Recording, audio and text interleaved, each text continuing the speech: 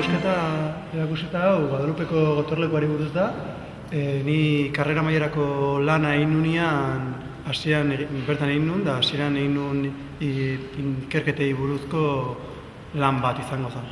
Planua eta maketa eta gauze gaur egun aurkitu dezakeguna, eta hortatik gero proiektua egiteko erabilitu.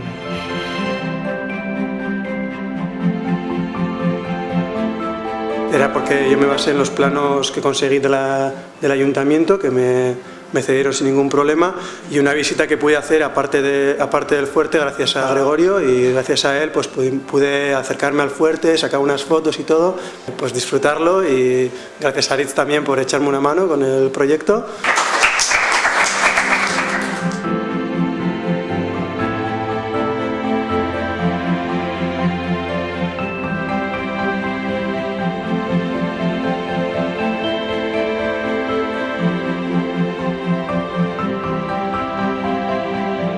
Osaketa hau nik egin dudan tesinaren zati bat da, eta bertan irakusten da Hondarribiko harresietan 18. mendean zehar egin ziren proiektu batzuk, nolabait harresiek zeukaten berako bide horri buelta emateko eta harresiari eta hiriari bere osotasunean berriro zuen funtzio militarraren inportantzia emateko berriro. Azken finean proposatzen zen inguruko mendixka guztiak lautzea eta haien gainean harresi aurreratu berri batzuk egitea, plantza defentsa jartzeko.